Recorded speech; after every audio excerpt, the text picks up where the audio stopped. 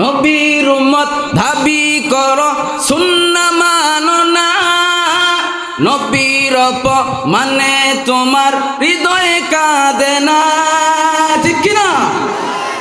নবীর উম্মত দাবি করো সুন্নাহ মানো না, নবীর মানে তোমার হৃদয়ে কাঁদে না।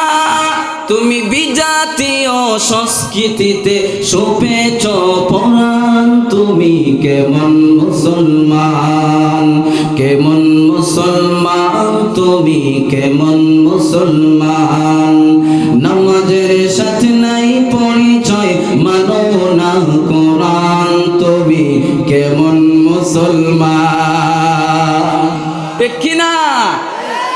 এখনই যদি গোটা বাংলাদেশ থেকে ডাক চলে আসে তাওহীদি জনতার জন্য, আমাদের সিংহ মানবেরা যদি আহলে হক উলামায়ে কেরাম যদি নবীর জন্য, কোরআনের জন্য, দ্বীন ইসলামের জন্য যদি জীবন বিসর্জন দেওয়ার জন্য ডাক দেয়, কারা কারা যাতে প্রস্তুত আছে দুই হাত উঠে দেখা। লিল্লাহে তাকবীর, লিল্লাহে তাকবীর। আল্লাহ আমাদের সবাইকে কবুল করুন। আমার আপনার নবী পা সামনের দিকে বাড়ায় না, পাকায় সামনের দিকে বাড়াইতেছে না। জিব্রাইল প্রশ্ন করে, নবী গো, পা সামনের দিকে কেন বাড়ান না? সামনের দিকে পা বাড়ান, আপনার আপনার মুলাকাতের জন্য অপেক্ষায় আছে। আল্লাহ আপনার দিদারের জন্য অপেক্ষায় আছে, আপনি পা সামনে বাড়ান। জিব্রাইল তাকায় দেখে আল্লাহর রাসূলের চোখ থেকে মোবারক থেকে পানি পড়তেছে, টপ টপ করে পানি পড়তেছে। জিব্রাইল আল্লাহর রাসূলকে ডাক দিয়ে বলে, ও নবী, এখন তো আপনি আল্লাহর সাথে মুলাকাতের জন্য যাবেন, সাক্ষাতের জন্য যাবেন, কাদার তো কথা না, খুশি হওয়ার তো কথা। কেন কাঁদেন গো নবী? আপনার এই মর্ম তো আমার বুঝে আসতেছে না। আল্লাহর নবী জিব্রাইলকে ডাক দিয়ে বলতেছেন, এ ভাই জিব্রাইল, আমি আমার মালিকের সাথে সাক্ষাতের জন্য যাব, দিদার দেওয়ার জন্য যাব। আমি তো আমার মালিকের দিদার পেয়ে যাব, আমি আমার রবের মুলাকাত পেয়ে যাইব। রে ভাই জিব্রাইল, আমি তো রবের মুলাকাত পেয়ে গেলাম, কিন্তু আমার টেনশন, আমার চিন্তা, আমি নবীর তো মাসুম, আমি নবীর কোনো গুনাহ নাই, আমি নবী তো আমার আল্লাহর বন্ধু, বড় হাবিব, এজন্য আমি আমার আল্লাহর মুলাকাত পেয়ে গেলাম। রে ভাই জিব্রাইল, আমি কান্দি, আমি মুলাকাত পেয়ে গেলাম, রবের মুলাকাত পেয়ে গেলাম, আমি পেয়ে যাইব। আমার গুনাহগার উম্মত তো আমার মত মাসুম না, আমার গুনাহগার উম্মত তো গুনাহমুক্ত হবে না, আমার গুনাহগার উম্মত তো এমন ভাবে আল্লাহর কাছে ডাইরেক্ট যাওয়ার কোনো সুপারিশ অথবা যেতে পারবে না। রে ভাই জিব্রাইল, আল্লাহর কাছে আমি জানতে চাই, আল্লাহর কাছে আমার প্রশ্ন, আল্লাহ যদি জবাব না দেন ততক্ষণ পর্যন্ত আমি আরশের দিকে পা বাড়াবো না, যতক্ষণ পর্যন্ত আমার গুনাহগার উম্মতের ব্যাপারে মালিক কোনো ফয়সালা না দিবে, ততক্ষণ পর্যন্ত আমি নবী জমিন থেকে আসমানের দিকে একটা কদম বাড়াবো না। জিব্রাইল বলে, নবী, আল্লাহর কাছ থেকে জিব্রাইলের মাধ্যমে জানায় দেওয়া হলো, ও নবী, আপনার উম্মতদেরকে জানায় দেন, আপনার উম্মতদেরকে জানায় দেন, আপনি মেরাজে চলে আসেন, আপনাকে আমি এমন হাদিয়া দেব, আপনি তো জীবনে একবার আমার সাথে মুলাকাত করবেন, এরপরে আপনিও পুরা জিন্দেগি প্রত্যেক দিন 5 বার আমি আল্লাহর সাথে নবী আপনিও মুলাকাত করবেন, আপনাকে আমি এমন হাদিয়া দিয়ে দিব, এই হাদিয়ার মাধ্যমে আপনার উম্মতেরা যদি খালেস নিয়তে পরিষ্কার ভাবে 5 বার নামাজের মধ্যে দাঁড়াইয়া আমি আল্লাহর গুণগান গায়, আমি আল্লাহ আপনার উম্মতকে দৈনিক 5 বার দেখা দেব।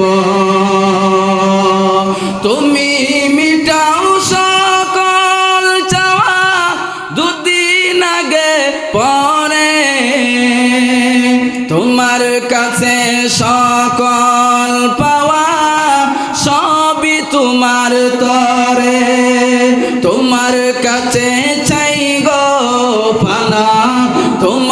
কাছে চাই গো পানা আমরা প্রতিদিন, তোমার দয়াই পূর্ণ আমার সারা নিশিদিন। বলেন বলেন আল্লাহ তুমি দয়ার সাগর, বলেন না আল্লাহ তুমি দয়ার সাগর রহমানুর রহিম, তোমার দয়াই পূর্ণ আমার সারা নিশিদিন। সবাই চিৎকার মেরে বলেন আল্লাহ। খারাপ লাগতেছে আপনাদের? আপনাদের আওয়াজে মনে হয় খারাপ লাগতেছে, খারাপ লাগতেছে। তে আওয়াজ জুড়ে দিতে হবে তো। আমরা প্রতিদিন চিল্লাই, এরপর আমাদের কণ্ঠ আল্লাহ দিছে। আপনারা চিল্লাইলে কি গলা যাইব? আমি যতক্ষণ থাকবো চিল্লাইতে হবে, কথা বলতে হবে। রাজি আছেন তো ইনশাল্লাহ? তাহলে আল্লাহর রসুলের এক চাট গেল যে আল্লাহ রসুল আনন্দের সময় উম্মতের ফিকির করেন, স্বাভাবিকভাবে ফিকির করেন। কেমনে? আল্লাহ রসুল একদিন নামাজে তাহাজ্জুদের পরে সেজদায় পড়ছেন তো পড়ছেন, ফজরের সময় চলে যাচ্ছে, আল্লাহ রসুল মাথা উঠাইতেছেন না, কাঁদতেছেন, আল্লাহুম্মা ইয়া উম্মতি, আল্লাহুম্মা ইয়া উম্মতি, আল্লাহুম্মা ইয়া উম্মতি। রসুল জানেন আমার উম্মত গুনাহ করবে, নাফরমানি করবে, গুনাহগার হয়ে যাবে। জিবরাইলের মাধ্যমে জানাই দিলেন, নবী আপনার উম্মতকে বানায়া দেন, গুনাহ করবে, নাফরমানি করবে, ক্ষমা চাইবে তো চাইবে, ক্ষমা চাইতে দেরি আমি আল্লাহ আপনার উম্মতদেরকে মাফ করতে দেরি করব না। বাইরা আমার, পিছনে যদি জায়গা না হয় সামনে আগায় বসেন, পাল বিছায়া দেন। আমাদের এখন তো মাত্র এটা হলো আমার আলোচনা হলো, স্বাভাবিকভাবে বলতে হবে যে প্রধান বক্তার আবাস, প্রধান বক্তা আসবেন, আরো সুন্দর আলোচনা করবেন, মানুষ আসতে পারে, এজন্য আইজা বসা ভালো, ঠিক কিনা? এজন্য আরেকটু আইজা বসার চেষ্টা করেন। এবার আসেন আমার আপনার নবী রহমাতুল্লিল আলামিন দুঃখের সময়, আমরা সুখের সময় জানলাম, স্বাভাবিকের ব্যাপারটা জানলাম, এবার দুঃখের সময় জানবো। জানার পরে আমরা মাপকাঠির দিকে যাব, জানি না কতটুকু যাওয়া যাবে, এরপর মাপকাঠির দিকে আমরা ইনশাল্লাহ একটু যাওয়ার চেষ্টা করব। আসেন বন্ধুগণ আমার, আল্লাহর রসুল যখন মৃত্যুসজ্জায় শায়িত হয়ে গেলেন, আল্লাহর রসুল অসুস্থ, শরীরের মধ্যে প্রচণ্ড জ্বর, 3-4 দিন হয়ে গেছে আল্লাহর রসুল কাবা শরীফের ইমামতি করতে পারেন না, মসজিদে নববীর ইমামতি করতে পারেন না। এমন সময় একদিন হঠাৎ করে দরজার মধ্যে একজন মানুষ, একজন ফেরেশতা এসে ডাক দিছে। এমনি আল্লাহর রাসূল জিবরাইলকে ডাক দিয়ে বললেন, আল্লাহর রাসূল ফাতেমাকে ডাক দিয়ে বললেন, মারে দরজার মধ্যে কে যেন আমাকে ডাকে, যাও একটু দরজার মধ্যে যাও, দরজাটা খুলে দাও। এবার বলেন তো, দরজার মধ্যে দাঁড়ানো আজরাইল যে আসছে, পৃথিবীর নিয়ম, পৃথিবীর নিজাম হলো যে মরবে সেই আজরাইলকে দেখবে, আর কেউ দেখবে। এখন আল্লাহ রসুল যে বলছেন যে দরজার মধ্যে কে ডাক দেয়, ফাতেমা যদি দরজা খোলার পরে যদি কেউ না দেখে, আর মনে করে যদি আমার আব্বা উল্টা পাল্টা মনে হয় অসুস্থতার কারণে এমনটা ধারণা করতে পারে। যেই মাত্র আল্লাহর রসুল বলছে, এ ফাতেমা দরজার মধ্যে কে যেন ডাক দেয়, দরজাটা খুলে দাও, দরজাটা খুলে দাও। এমনি আল্লাহর ফেরেশতা আজরাইলকে ডাক দিয়ে বলতেছেন, নিয়মটাকে পরিবর্তন করে ফেলা, দুনিয়ার সিস্টেমটাকে পরিবর্তন কর। আমার হাবিব ডাক দিয়ে ফাতেমাকে বলছে, দরজার মধ্যে কে যেন ডাক দেয়। এবার যদি ফাতেমা দরজা খুলে কেউ না দেখে, আর যদি মনে করে আমার বন্ধু, আমার হাবিব অসুস্থতার কারণে উল্টা পাল্টা বলেছে, আমার বন্ধুর ক্ষেত্রে অসুস্থ অবস্থায় আপন মেয়ে এমন ধারণা করবে, আমি আল্লাহ সেটা বরদাস্ত করব না। ফাতেমা দরজার কাছে যাইয়া দরজা খুললেন, দরজা খুললে তাকায় দেখেন বিশাল আকৃতির একটা মানুষ দেখা যায়, পাগুলো মনে হয় 7 গজ জমিনের নিচে, মাথাটা 7 আসমানের উপরে। এমনি ফাতেমা বাবাকে ডাক দিয়ে বলে, ও বাবা, ও বাবা মুহাম্মদ, কেমন মানুষ গো বাবা, এটা কেমন মানুষ? দুনিয়ার কত মানুষকে দেখলাম, কত মানুষ আপনার সাথে মোলাকাতের জন্য আসে, মদিনার মানুষের সাথে কোনো মিল নাই, মক্কার মানুষের সাথে কোনো মিল নাই। ওগো নবীজি, কে আছে, কার জন্য আছে, কি জন্য আছে? আল্লাহর নবী কিন্তু ঠিকই বুঝে গেছেন। আল্লাহর নবী বলে, মারে এটা আর কেউ নয়, এটা হচ্ছে আল্লাহর প্রেরিত, বলা মওত আমার কাছে আসছে।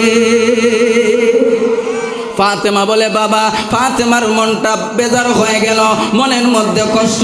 3 দিন পরে আমার বাবা অসুস্থ, এবার আজরাইল কেন আসবে?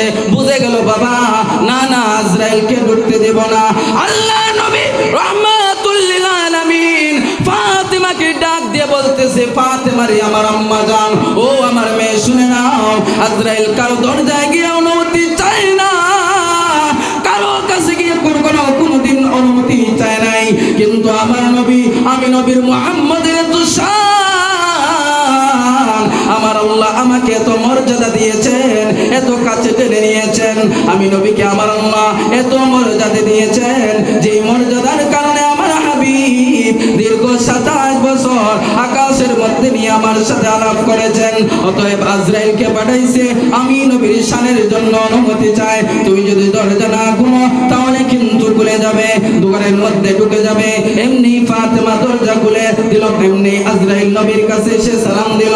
আল্লাহর নবী ঠিকই কিন্তু জানে কেন আসছে। এরপর আল্লাহর নবী প্রশ্ন করতেছে, রে ভাই আজরাইল কেন আসছো, কি জন্য আসছো একটু জানতে চাই, কি জন্য আসছো জানতে চাই। এমনি আজরাইল বলে, ইয়া রাসূলুল্লাহ, ইয়া হাবিবাল্লাহ, ওগো নবীজি বেয়াদবি মাফ করবেন, আল্লাহ পাঠাইছে তাই আসেছি। বলে কেন এসেছো? বলে আল্লাহ বলেছেন আপনি যদি পৃথিবীর জমিনে থাকতে চান থাকতে পারেন, আবার যাইতে চাইলে যাইতে পারেন, তবে মহান আল্লাহ আপনার যাওয়াটা পছন্দ করেছে। ও নবী, আপনার যাওয়াটা আল্লাহ পছন্দ করছেন। অতএব মাসুক আশেক মাসুকের সম্পর্ক, যে যদি যেটা পছন্দ করে এটাই করে। নতুন বিয়ে করার পরে যখন বউরে জিজ্ঞেস করে, কিরে আমি তো বাজারে যাইতেছি, তোমার জন্য কিছু আনা লাগবো নি, তখন বউ মুসকিয়া হাসে, মুসমুসানি বুঝেননি, মানে দাঁত বার করা ছাড়া তাকায়া তাকায়া প্রেম ভালোবাসা চোখে দিয়া একটা গভীর নজরে তাকায়া মুসকি মুসকি হাসে। এরপরে জামাই কয়েকটা পদের নাম কয় প্রথম, এরপরে তো মনে করেন এদের মতো শত্রু আর পৃথিবীতে আর কেউ থাকে না, কেউ না। এরপর আলহামদুলিল্লাহ আল্লাহ তাআলা এই কষ্টের মধ্যে, ঝগড়ার মধ্যে আল্লাহ ভালোবাসা রাখার কারণে আজও পৃথিবীটা ঠিক আছে, ঠিক কিনা? আর যাই হোক, যখন তাকাইবো, তাকানোর পরে যখন মুসমুসে হাসে, কি তোমার লাগে কি চকলেট আনমু? বল না। আচ্ছা তোমার লাগে আচার আনমু নে? তাকায়া মনে এখন কথা কইব না, তাকায়া থাকবে। এর মানে বুঝা যায় বোঝে সে আচারটারে পছন্দ করে, ঠিক কিনা?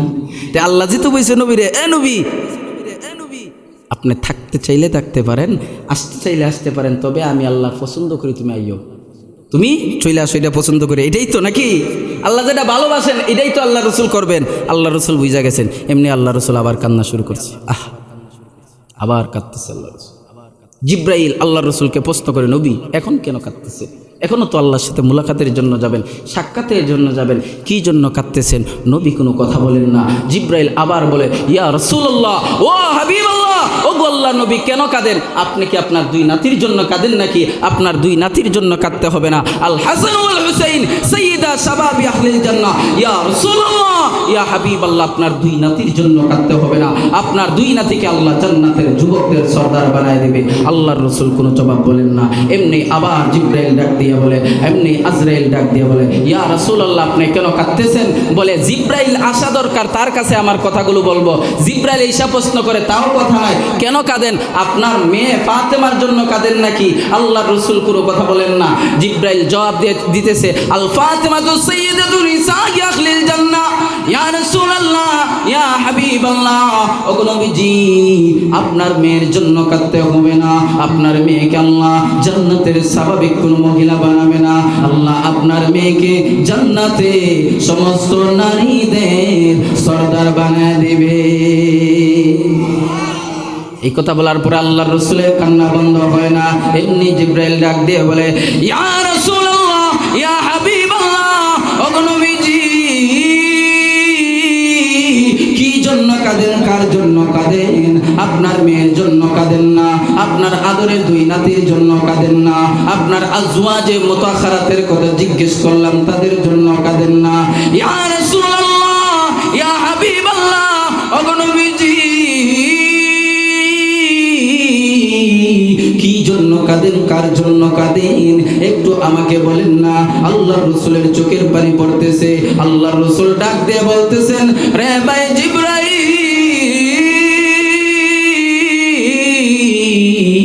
আমি আমার মখসুস কোন উম্মতের জন্য কান্দি না, আমার আত্মীয় স্বজনের জন্য কান্দি না। দিলটাকে নরম করেন, দিলটাকে নরম করেন। আল্লাহর নবী বলে, জিবরাইল,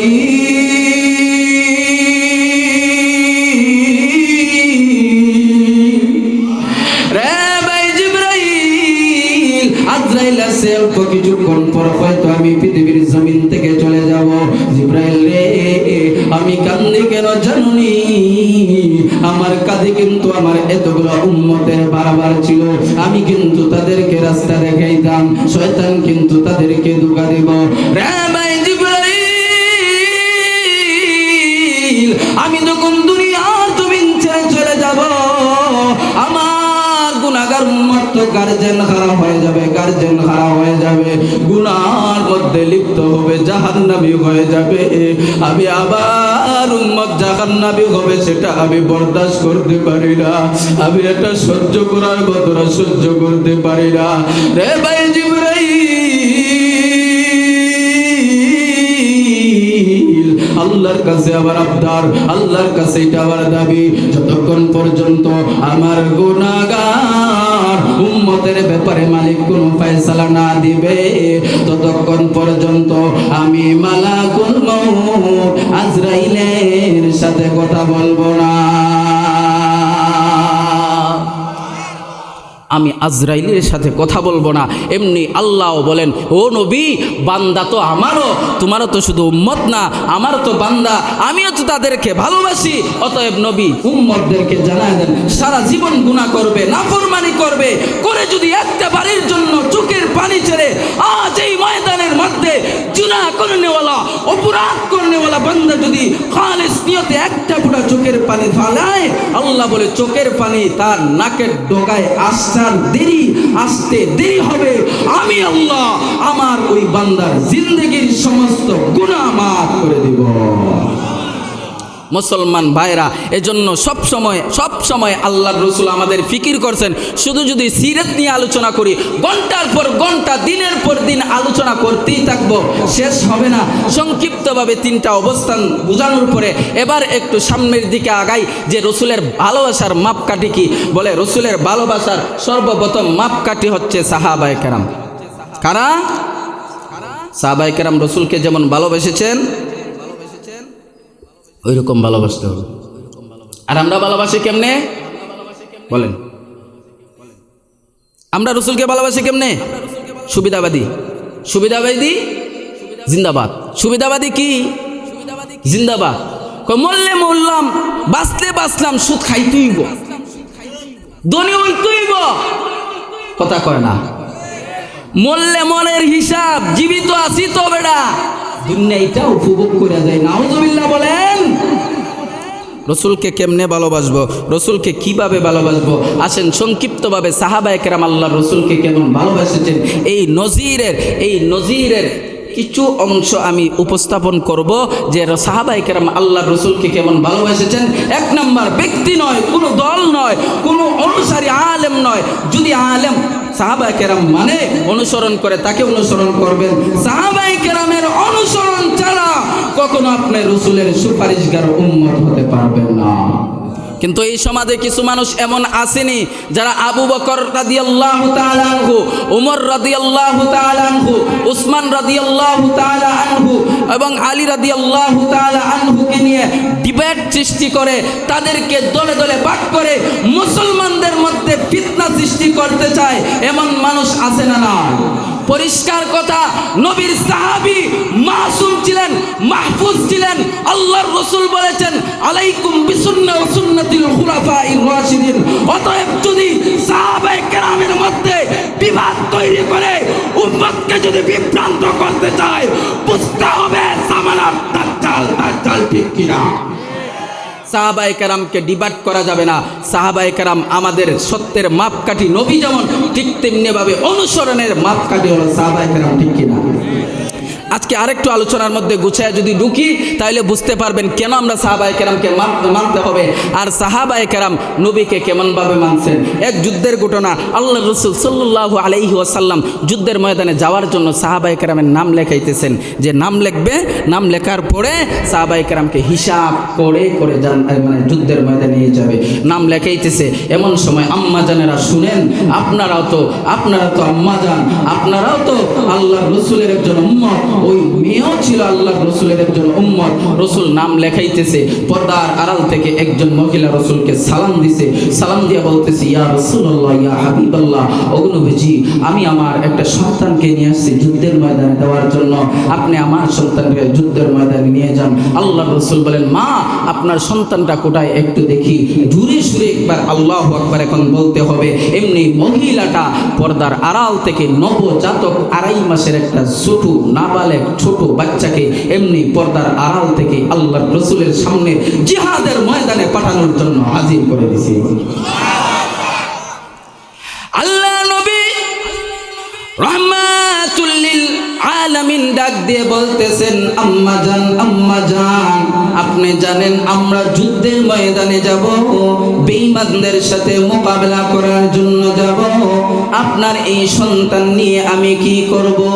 মহিলাটা চোখের পানি ছেড়ে দিয়ে কাঁদে আর বলে, ইয়া রাসূলুল্লাহ, ইয়া হাবিবাল্লাহ, ওগো নবীজি, আপনি যুদ্ধের ময়দানে যাবেন, আমি শুনেছি, এজন্য আমি বড় পেরেশান, কারণ আমার স্বামী নাই আপনার সাথে যুদ্ধের ময়দানে যাবে, আমার ভাই নাই আপনার সাথে যুদ্ধের ময়দানে যাবে, আমার কোনো বাবাও নাই যুদ্ধের ময়দানে যাবে, সবাই এক একে যুদ্ধের ময়দানে শহীদ হয়ে গেছে। ইয়া রাসূলুল্লাহ, ইয়া হাবিবাল্লাহ, ওগো নবীজি, আমি পেরেশান, বড় পেরেশান, যুদ্ধের ময়দানে যাবে আর আমার পক্ষ থেকে আপনার কাছে কোনো হেল্প যাবে না, কোনো সাহায্য যাবে না, আমার পক্ষ থেকে আপনার যুদ্ধে শরীক হওয়ার মতো কেউ যাবে না, এটা আমি একজন সাহাবী আর অন্তর বরদাস্ত করতে পারতেছে না। ইয়া রাসূলুল্লাহ, ইয়া হাবিবাল্লাহ, ওগো নবীজি, আমার সন্তানটা ছোট নাবালেগ, হাঁটতে জানে না আমি জানি, তবে আমার সন্তানকে যদি যুদ্ধের ময়দানে নিয়ে যান আপনার কি কাজে আসবে বলে দিচ্ছি। ওরে মুসলমান, কেমন ঈমান মজবুত, ছোট নাবালেগ বাচ্চাকে যুদ্ধের ময়দানে নেওয়ার জন্য রাসূলকে সুপারিশ করতেছে, সুপরামর্শ দেয়। রাসূলুল্লাহ, ও নবীজি, আপনার এই সন্তান আপনার বাহাদুর সাহাবীদের মতো কাজে আসবে না আমি জানি, কিন্তু কোন বেঈমান যদি আপনার দিকে লক্ষ্য করে কোন তীর মারে, ওই তীরটাকে আপনি আমার সন্তানকে ঢাল হিসাবে ব্যবহার করবেন। ইয়া রাসূলুল্লাহ, ইয়া হাবিবাল্লাহ, ওগো নবীজি,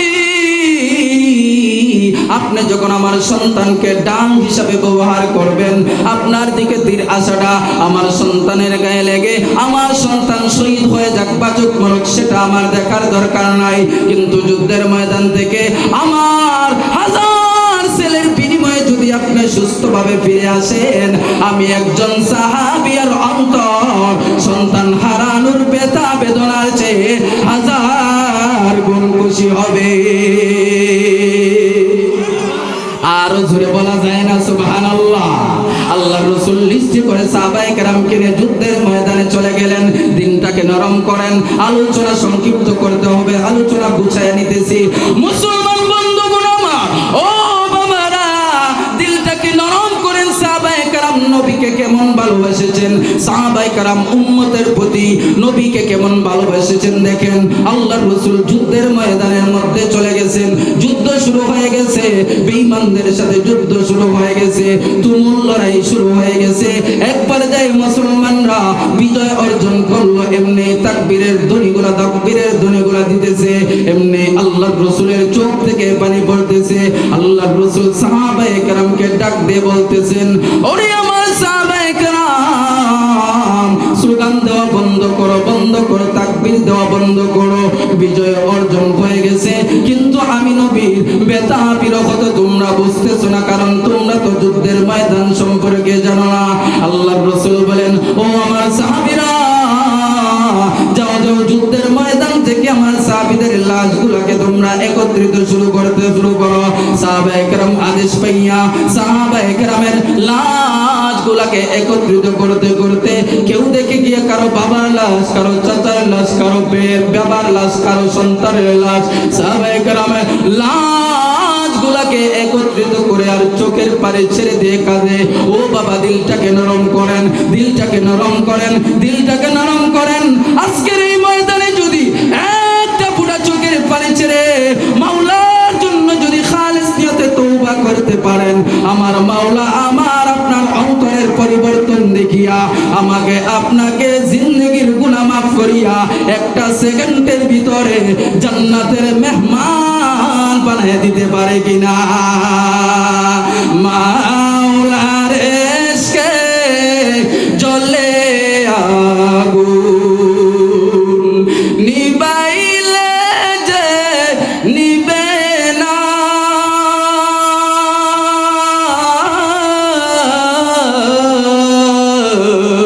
পুরে পুরে সেই হইল এই যে পাগলের সিনা, পুরে পুরে সেই হইল এই যে পাগলের সিনা। সবাই জোরে বলে আল্লাহু আকবার, আরো জোরে বলেন আল্লাহু আকবার। খারাপ লাগতেছে আপনাদের, শেষ কইরা দিমু। চলতনি বয়ান, কথা বলেন চলতনি কতক্ষণ? সারা রাত চললে প্রধান অতিথি সাহেব কি কথা বলেন? আমি বলছি এটা ট্রেলার, বাকি পিকচার তো আমি বাকি হ্যাঁ পিকচার বাকি পুরাটা প্রধান অতিথি সাহেব দিবেন। এজন্য লম্বা করব না, অধৈর্য হবেন না, অল্প সময়ের ভিতর আলোচনা বুঝাইতেছি। আল্লাহ নবীর সাহাবায়ে কেরাম লাশগুলাকে একত্রিত করতে গিয়া কারোবার সন্তানের লাশ বাবা তাকায় দেখে সন্তানের একটা হাত বেঈমানরা কেটে ফেলেছে, আরেক সন্তানের কল্লাটা আলাদা করে ফেলেছে, আরেক সন্তানের তাকায় দেখে সন্তানের কলিজাটার বরাবর ছুরি ঢুকাইয়া তরবারি ঢুকাইয়া হত্যা করেছে। সাহাবায়ে কেরাম কান্না করে তারা সাহাবায়ে কেরাম 68টা লাশ একত্রিত করিয়া আল্লাহর রাসূলের কাছে আসছে। আল্লাহর রাসূলের কাছে আসিয়া বলে, ইয়া রাসূলুল্লাহ, ইয়া হাবিবাল্লাহ, অগ্রবীজি 68টা লাশ একত্রিত করেছি। কিছু সাহাবায়ে কেরামের দিকে রাসূল তাকায় দেখে চোখগুলা লাল, তাদের চোখ থেকে অনবরত তাদের চোখ থেকে ফুটা ফুটা করে পানিগুলো পড়তেছে। আল্লাহর রাসূল বুঝেছেন তাদের আত্মীয়গুলা শহীদ হয়েছে। আল্লাহর নবী রাহমাতুল লিল আলামিন সাহাবায়ে কেরামকে ডাক দিয়ে বলেন, না না 68 লাশ হবে না, 70 জন সাহাবী শহীদ হয়েছে, আমি এটা আগেই আল্লাহ আমাকে জানাইছেন। যাও দুইটা লাশ তালাশ করো। সাহাবায়ে কেরাম লাশগুলো তালাশ করতেছে। দিলটাকে নরম করেন, দিলটাকে নরম করেন, দিলটাকে নরম করেন, আর নরম দিল দিয়ে সাহাবায়ে কেরামের কুরবানির কথাগুলো শুনে নেন। এমনি আল্লাহর নবীর সাহাবীরা 69 নম্বর লাশটা তালাশ করতেছে, 69 নম্বর লাশটা তালাশ করতেছে, কেউ পায় না। হঠাৎ করে এক সাহাবী সামনে আগাইয়া একটা পাহাড়ের পিছনে গেছে, পাহাড়ের পিছনে যাইয়া একটু সামনের দিকে গেছে, সামনের দিকে যাইয়া সাহাবী তাকায় দেখে কোনো বঠি নাই, একটা হাত কই বেঈমান জানি আলাদা করে রেখে দিয়েছে। সাহাবী হাতটা দেখার পরে লাশটাকে পাওয়ার জন্য সামনের দিকে আগাইয়া আরেকটু আগায় দেখে কোন বদমাশ জানি আরেকটা পাকে আলাদা করে রেখে দিয়েছে। আরেকটু সামনের দিকে আগায় দেখে কোন বেঈমান জানি মাথাটাকে আলাদা করে রেখে দিয়েছে। আরেকটু সামনের দিকে আগাইয়া দেখে কোন বদমাশ জানি বুকটা সিরিয়া কলিজাটা বের করিয়া চিবাইয়া তারা চিবাইয়া টুকরা বিটুকরা করিয়া জমিনের মধ্যে ফেলে রেখে দিয়েছে। সাহাবায়ে কেরাম, আল্লাহ নবীর সাহাবায়ে কেরাম পেরেশান হয়ে গেলেন। লাশটাকে কেঁদে কেঁদে একত্রিত করলেন। লাশটাকে তারা চিনতেছেন না। এমন সময় সাহাবায়ে কেরাম নবীর কাছে গেলেন। নবীর কাছে যাইয়া, নবী গো, এমন একটা লাশ পাইছি, আমরা লাশটাকে চিনতেছি না, আপনি দেখেন না চিনেন কিনা, আপনি একটু দেখেন লাশটা চিনেন কিনা। আল্লাহর রাসূল দূর থেকে তাকায় লাশটাকে চিনে ফেললেন। এমনি দাঁড়ায় আসলেন আল্লাহর রাসূল। আবার আপনার নবী রাহমাতুল লিল আলামিন লাশটাকে দেখার পর এত জোরে চিৎকার বেড়ে আবার নবী কান্না শুরু করছে।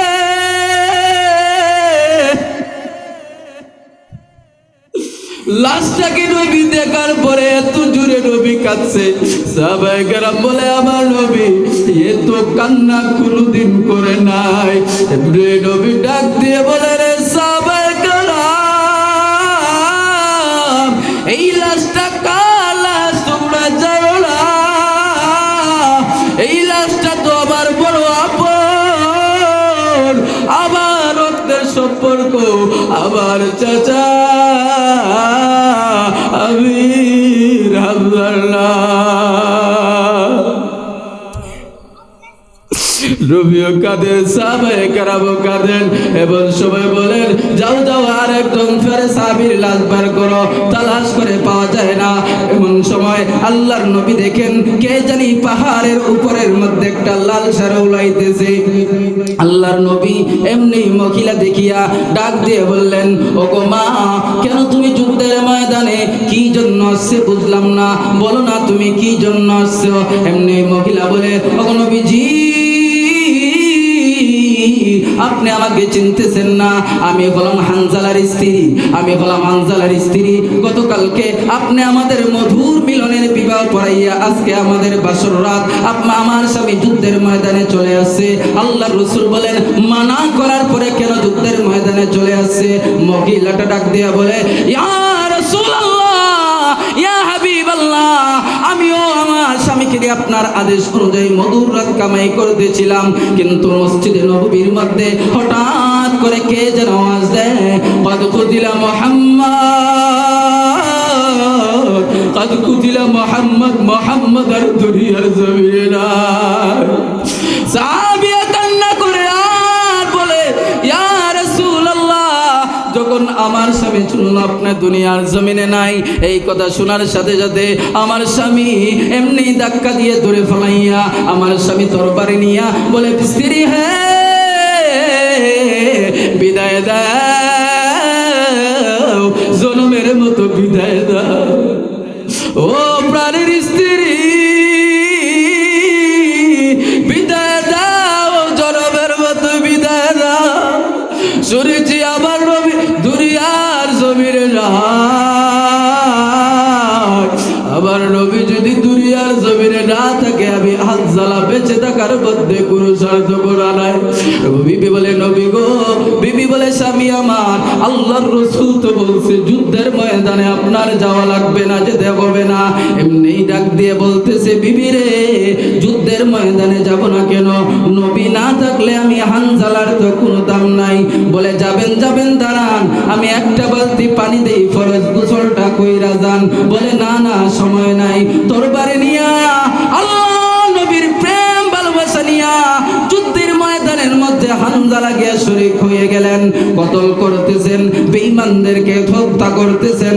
হত্যা করতে করতে এক পর্যায়ে আল্লাহর নবীর সাহাবী শাহাদাতের সুদা পান করে নিলেন।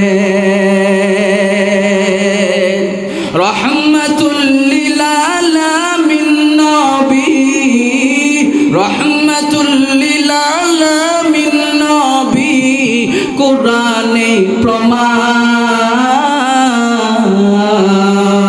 উম্মত বিনে কে বুঝিবে আমার দয়ার নবীর শান, আশিক বিনে কে বুঝিবে আমার দয়ার নবীর শান। জোরে বলেন মারহাবা। নবী আমার মদিনারি বুলবুল, তাই তো আল্লাহ ভালোবেসে নামটি দিলেন মুহাম্মদ রাসূল সাল্লাল্লাহু আলাইহি ওয়াসাল্লাম। বলেন মুসলমান বন্ধু, লিস্টটি চলে আসছে, সংক্ষিপ্ত করতে হবে। বলে নবী গো, আপনার সাহাবী গোসল ছাড়া এই ময়দানে চলে আসছে। আল্লাহ রাসূল বলেন স্বামী শহীদ কেমনে জানো? বলে আবেগ দিয়ে বুঝে যায়, সে আজকে আপনার জন্য জীবন দিয়ে দিছে। বলে সাহাবায়ে কেরাম দেখো না, আমার হানজালা তালাশ করে দেখো পাও কিনা। না না, পাওয়া যায় না, তালাশ করে পাওয়া যায় না। আল্লাহর রাসূল এমন কিছু দেখেন, সাহাবায়ে কেরাম কিন্তু এগুলা দেখে না। এমনি আমার আপনার নবী রাহমাতুল লিল আলামিন তাকায় দেখতেছেন আসমান থেকে আল্লাহর রাসূলের সাহাবীর হানজালার লাশ সাথে করিয়া আল্লাহর নবীর কাছে জিবরাইল চলে আসিয়া নবীর কানে কানে জানায় দেয়, নবী গো, আপনার হানজালার ভালোবাসা আর মহব্বত আমার মাওলা এত কবুল করেছেন, হানজালাকে আমার আল্লাহ জান্নাতের পানি দিয়া দুনিয়ার জমিনে থাকা অবস্থায় গোসল করাইয়া পবিত্র করে দিয়েছেন। এজন্য নবীর ভালোবাসা, নবীর মহব্বত আমাদের অন্তরে থাকার দরকার আছে না নাই? মুসলমান বন্ধু, আরেকটা সংক্ষিপ্ত কথা 5 মিনিটের ভিতরে গোছানোর কথা গোছায়া নিতেছি। আল্লাহর একজন সাহাবীর নাম হলো বশির ইবনে উকবা রাদিয়াল্লাহু তাআলা আনহু। বশির মাত্র 8 বছরের একজন বালক। যুদ্ধের ময়দানে বশির উকবা রাদিয়াল্লাহু তাআলা নবীর সাথে যুদ্ধের ময়দানে চলে গেলেন। যুদ্ধের ময়দান থেকে আল্লাহর রাসূল যুদ্ধ শেষে চলে আসলেন। বশির প্রতিনিয়ত তার মাও নাই, বাবাও নাই, কোনো ভাই বোনও নাই, বাবার কুলে ঘুমায় মাত্র নাবালেগ বাচ্চা।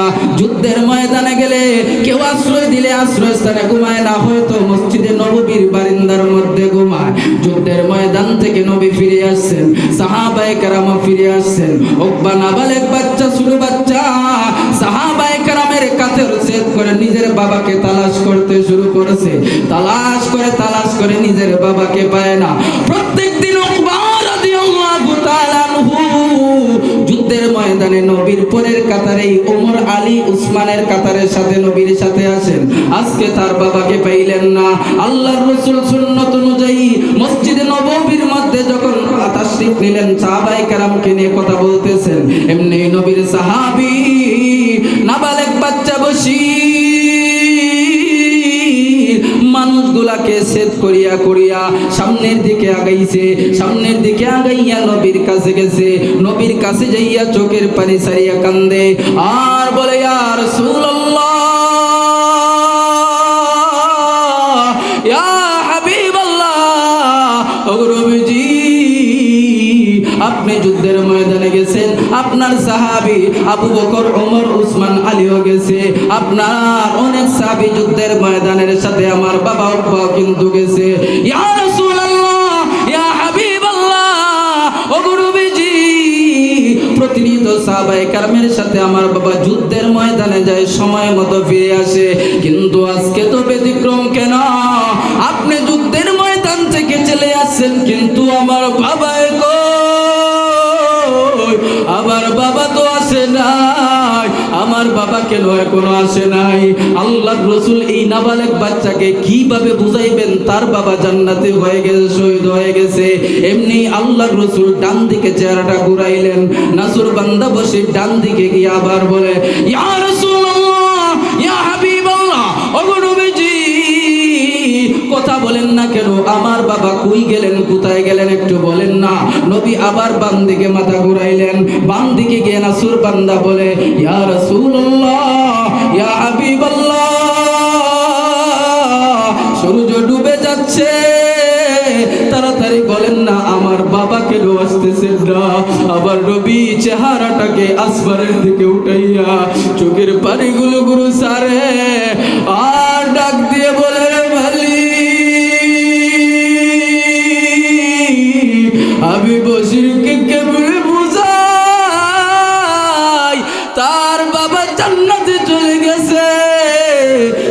জান্নাত কি বুঝবে, জাহান্নাম কি বুঝবে রে মাওলা। বশির ইবনে উকবা ইবনে আল্লাহর রাসূলের কদম মুবারক জড়ায়া ধরছে, কদম মুবারক জড়ায়া ধরে বলে নবী গো তাকায়া দেখে সূর্য বাবা ডুবে যাচ্ছে, রাত গভীর হয়ে যাবে। আপনি তো ভালো করে জানেন আমি বশিরের মাও নাই, বাবাও নাই, এই তো বাবাও আসতেছে না, আবার কোনো মায়ও নাই, কোনো নাই। রাত হইলে আমি আবার বাবাকে জড়াইয়া ধইরা ঘুমাই, কিন্তু আজ সন্ধ্যা হয়ে যাচ্ছে, রাত হয়ে যাচ্ছে, আমার বাবা এখনো ফিরে আসলো না কেন? আল্লাহর রাসূলের দরজার বাঁধ ভেঙে গেল। এমনি আল্লাহর রাসূল জবান খুলে বলেন, রে বশীর কান্না বন্ধ কর, কান্না বন্ধ কর, তোর কান্না আমার বরদাস্ত হয় না। তোর বাবা আল্লাহর তৈরি জান্নাতের মধ্যে চলে গেছে, আমি তোকে তোর বাবাকে এনে দিতে পারবো না। এবারে বশীর চোখের পানিগুলো সারে আর কাঁদে, কাঁদিয়া বলে গো নবী একটা সেকেন্ডের জন্য কি আমার বাবার আমার কথা স্মরণ হয় না? আবার বাবা তো জানে আমি চিরয়তীম, আবার বাবা ছাড়া যাওয়ার জায়গা নাই, থাকারও জায়গা নাই। ও রাসূলুল্লাহ নবী গো এবার কার কাছে যাব, কার কাছে আমি বশির গিয়ে থাকবো? কে আমাকে আশ্রয় দিবে? কার গলা জড়াইয়া আজকে ঘুমাবো? ও নবী আবার তো বাও নাই, বাবাও গেল, আবার ভাই বোনও নাই, কার গলা গিয়ে জড়াইয়া ধরবো? আল্লাহর নবী ইব্রাহিম বশিরকে বুকের সাথে জড়াইয়া ধইরা ডাক দিয়ে বলে, রে বশির কান্দিস না, কান্দিস না, তোর বাবা জান্নাতে চলে গেছে, জান্নাত থেকে ফেরনা দিতে পারবো না, জান্নাত থেকে দুনিয়ায় আনা সম্ভব না, তবে আমি রাহমাতুল লিল আলামিন এই মুহূর্তে ঘোষণা দিলাম আমি বাকি জিন্দেগীর জন্য তুই বশিরের বাবা হয়ে গেলাম। এজন্য সাহাবায়ে কেরামের জীবনী থেকে আমাদের আমল করার দরকার আছে না নাই? নবী প্রেম, জোরে কথা বলেন, আছে না নাই? নবীর প্রেম ভালোবাসা থাকার দরকার আছে না নাই? সাহাবায়ে কেরামের ভালোবাসা আসা দরকার আছে না নাই? নবীর প্রেমের এক নাম্বার দাড়ি কাটা যাবে না, দাড়ি রাখতে হবে, নবীর সুন্নাহর উপর আমল করতে হবে। রাসূলের রওজা দেখার আশা আছে না নাই? রাসূলের রওজায় কত মানুষ যায়, আমার মতো কপাল পুরা, আপনার মতো কপাল পুরা, এখনো অনেক মানুষ জান্নাত, আমরা এখনো মদিনায় যাইতে পারি নাই। সবাই একটি আওয়াজ করে বলেন না, জীবনে একটা বার আল্লাহর ঘর কাবা, আল্লাহর রাসূলের রওজা মুবারক দেখার মন চায় কিনা? মনে বড় আশা ছিল যাব মদিনায়, বলেন বলেন, মনে বড় আশা ছিল যাব মদিনায়, সালাম আমি করব গিয়ে, সালাম আমি করব গিয়ে নবীর রওজা